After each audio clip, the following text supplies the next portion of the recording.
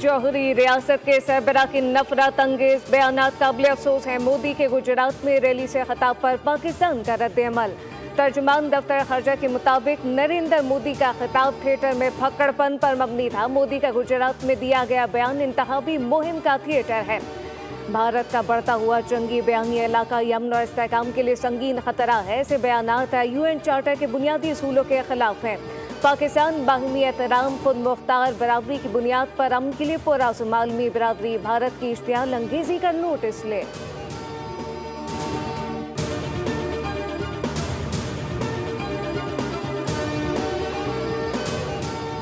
गांव रक्षक का नया जुल्म, भारत में मुसलमान होना जुर्म बन गया। अलीगढ़ उत्तर प्रदेश में इंतहा पसंद हिंदुओं का मुसलमानों पर तशद्दुद। हमलावरों ने गाड़ी से निकालकर ईंटों, डंडों, सरियों से तशद्दुद का निशाना बनाया।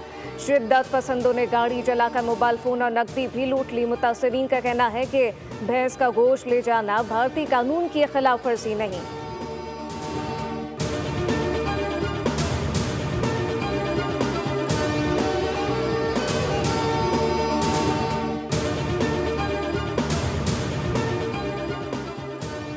जाहरियत होगी तो इसका भरपूर जवाब देंगे। अमन की खातिर भारत से बातचीत के लिए तैयार हैं। मसला कश्मीर समेत तमाम तनाज़ात बातचीत से हल करना चाहते हैं।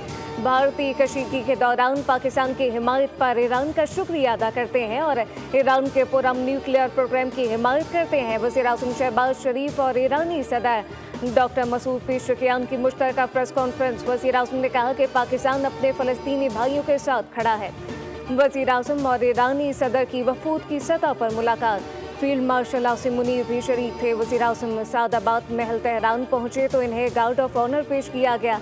शहबाज शरीफ की ईरानी सुप्रीम लीडर आयतुल्लाह खमनाई से मुलाकात। वज़ीर-ए-आज़म ने पाक ईरान ताल्लुकात को मज़ीद मुस्तहकम करने के इक़दामात पर आयतुल्लाह खमनाई को ब्रीफ किया, जबकि ईरानी सुप्रीम लीडर ने खत्ते में खुशहाली और अमन के फ़रोग़ में वज़ीर-ए-आज़म के किरदार को सराहा।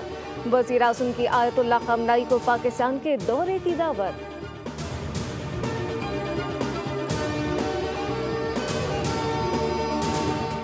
पाकिस्तान स्टॉक मार्केट में तेजी का रुझान। 100 इंडेक्स में 400 से ज़ायद पॉइंट का इजाफा। ट्रेडिंग के दौरान इंडेक्स 1,18,600 से ज़ायद पॉइंट पर ट्रेड हुआ।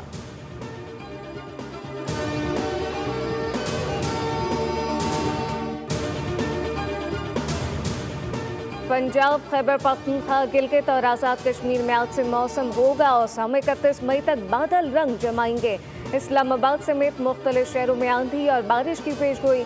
यालाबारी का इम्कान। बलूचिस्तान में भी आंधी और बारिश मुतवक्के।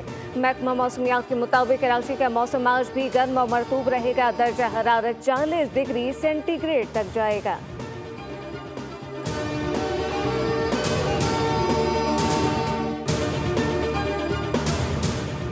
ईद उल अज़हा किस दिन होगी? सिलहज का चांद देखने के लिए मरकजी रुयत-ए-लाल कमेटी का इजलास आज शाम इस्लामाबाद में होगा, जिसमें चांद नजर आने या न आने का ऐलान किया जाएगा।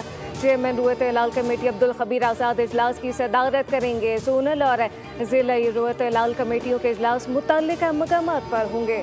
इस पार्कों के मुताबिक मुल्क में ईद उल अज़हा 7 जून को होने का इम्कान। उधर सऊदी अरब में भी सिलहज का चांद देखने के लिए बैठक आज लगेगी। चांद नजर आने पर वकूफ़ अरफा 5 जून को होगा।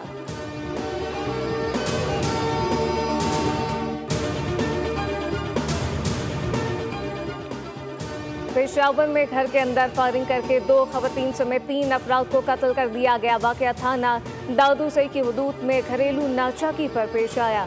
मुलजिम ने बीवी, बहन, भाई को फायरिंग का निशाना बनाया। पुलिस के मुताबिक मुलजिम वारदात के बाद फरार हो गया। वाक़े का मुकदमा दर्ज कर लिया गया।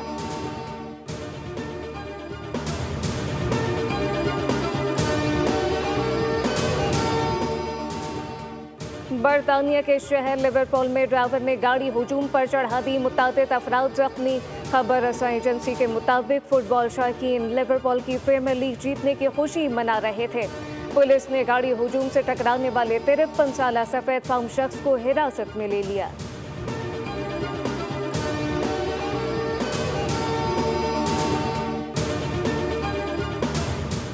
और इसराइली फौज की गजा के पनाहगुज़ीन स्कूल पर वहशियाना बमबारी। 52 फ़लस्तीनी शहीद हो गए। गजा की सिविल डिफेंस एजेंसी के मुताबिक स्कूल में शहीद होने वालों में ज़्यादातर बच्चे शामिल हैं। इसराइली फौज का कहना है कि ये जंग मुबैना तौर पर दहशतगर्दों के ज़ेर इस्तेमाल थी। दूसरी जानिब कतर में फ़लस्तीनी मुसाहमती तंजीम हमास और अमरीकी नुमाइंदा खुसूसी स्टीव विटकॉफ ग़ज़ा जंगबंदी मुआहदे मुसव्वदे पर मुत्तफ़िक़ हो गए। अरब मीडिया के मुताबिक मुजवज़ा मुआहदे में 10 इसराइली यरग़मालियों की रिहाई के बदले 60 रोज़ा जंगबंदी में शामिल है। मुआहदे में 2 मराहिल में फ़लस्तीनी कैदियों की रिहाई होगी।